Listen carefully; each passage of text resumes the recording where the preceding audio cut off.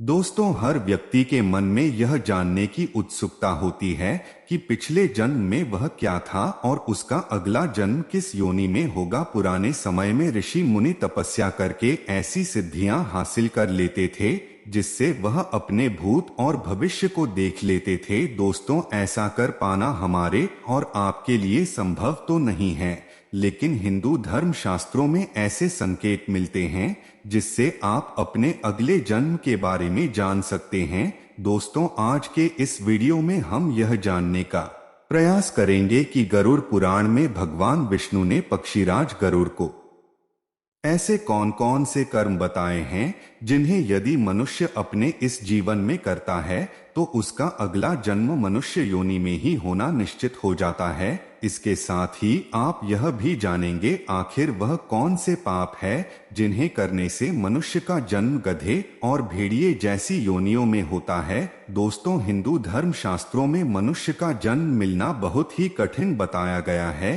क्योंकि पूरे 84 लाख योनियों में मनुष्य ही वह योनि है जिसमें सोच विचार कर सही निर्णय लेने की शक्ति होती है। इस योनि में किए हुए कर्मों से ही आपका अगला जन्म जुड़ा होता है। मनुष्य योनि में जो कर्म किए जाते हैं इन्हें भोगने के लिए ही मनुष्य का जन्म अन्य योनियों में होता है। दोस्तों, गरुड़ पुराण की बात करें तो इसमें मनुष्य के हर कर्म का लेखा जोखा दिया गया है, जो न केवल उसके पास और पुण्य का निर्धारण करते हैं बल्कि करने के बाद मिलने वाले कष्ट और अगले जन्म में मिलने वाली योनि के बारे में भी बताते हैं। गरुड़ पुराण में लिखा है कि सभी कर्मों के फल संसार में जन्म लेने वाले हर चीज को मिलना निश्चित है। मनुष्य का अधिकार केवल कर्म करना है, फल देना परमात्मा का कर्तव्य है।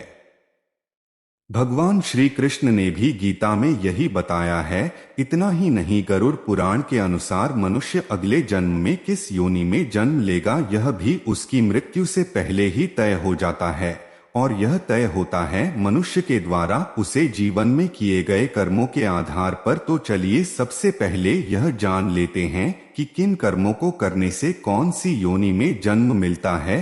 दोस्तों, सबसे पहले आपको यह स्पष्ट कर दूं कि इस जन्म में मनुष्य योनि मिलने का अर्थ यह नहीं है कि आपका अगला जन्म भी मनुष्य योनि में ही होगा। गरुड़ पुराण के अनुसार जो अच्छे कर्म करते हैं केवल उन्हें ही मानव जीवन मिलता है। जो मनुष्य अच्छे कर्म नहीं करते उनका अगला जन्म उनके कर्मों के आधार पर 84 लाख योनियों में किसी भी योनि में मिलता है। अनेकों योनियों में भटकने के बाद अंत में फिर से जन्म मानव शरीर के साथ होता है। दोस्तों, मनुष्य के अगले जन्म के विषय में गरुड़ पुराण में एक कथा का उल्लेख मिलता है। इस कथा के अनुसार एक बार महर्षि वेदव्यास ने ऋषियों से पूछा कि किस कर्म से कौन सी योनि में जन्म मिलता है। सबके विचार सुनने के बाद उन्होंने ऋषियों को इसकी विस्तार पूर्वक जानकारी दी और यह भी बताया कि मनुष्य जन्म प्राप्त करने के लिए इस प्रकार के कर्म करने चाहिए। वेद व्यास जी ने बताया कि जो भी व्यक्ति पराई स्त्री के साथ संबंध बनाता है और हमेशा स्त्री का अपमान करता है उसे भयानक नरक भोगना पड़ता है। इसके बाद ऐसा करने वाले मनुष्य को एक एक कर कई अलग अलग योनियों में जन्म लेकर उसके कष्ट उठाने पड़ते हैं। महर्षि वेदव्यास ने बताया कि मनुष्य को हर स्त्री का आदर करना चाहिए, चाहे वह पढ़ाई क्यों ना हो। स्त्री का निरादर करने वाले सबसे पहले भेड़िए के रूप में जन्म लेते हैं, इसके बाद वह कुत्ता बनते हैं, फिर सियार, गिद्ध, सांप, कौवा और बगुला बनते हैं। इन सभी योनियों में जन्म लेने के बाद उन्हें फिर से मनुष्य योनि में जन्म मिलता है। महर्षि ने बताया कि बड़ा भाई हमेशा पिता तुल्य होता है,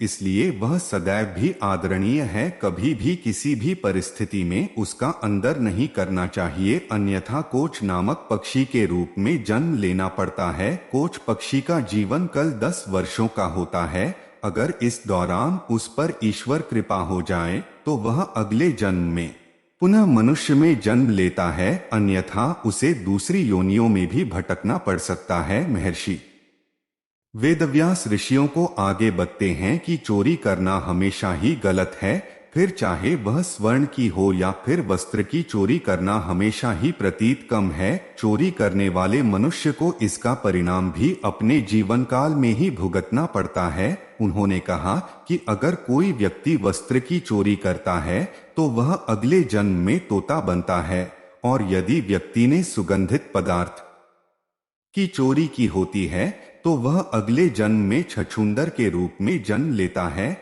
इसलिए दोस्तों, किसी भी परिस्थिति में की गई चोरी को सही नहीं ठहराया जा सकता, और ऐसा करने वालों को इसके गंभीर परिणाम भुगतने ही पड़ते हैं। महर्षि आगे बताते हैं कि अगर कोई व्यक्ति किसी की हत्या या कोई दूसरा जगह अपराध करता है तो उसका अगला जन्म गधे की योनि में होता है। इस बीच एक ऋषि महर्षि से सवाल करते हैं कि मनुष्य योनि में जन्म लेने के लिए कौन से कर्म करने पड़ते हैं। इस पर वेदव्यास जी कहते हैं कि गरुड़ पुराण के अनुसार वैसे तो इस जीवन में किए गए कर्मों के आधार पर हजारों योनियों में जन्म लेने के बाद ही किसी को मनुष्य योनि में जन्म मिलता है, लेकिन अगर कोई मनुष्य अच्छे कर्म करें तो अगला जन्म भी उसे मनुष्य योनि में मिल सकता है। जो व्यक्ति समाज के हित के लिए कार्यशील रहता है, सदैव दूसरों की मदद करता है, पशु पक्षियों और अन्य जीवों पर दया करता है,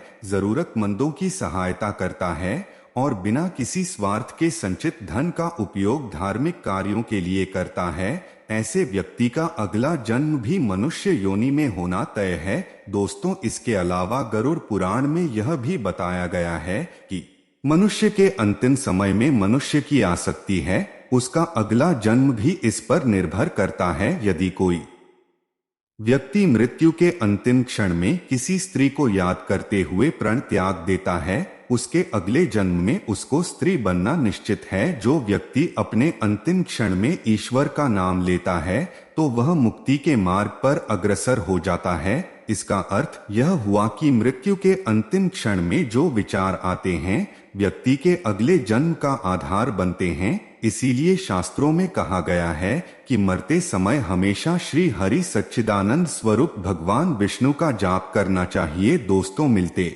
हैं अगले वीडियो में। आज के लिए इतना ही। धन्यवाद।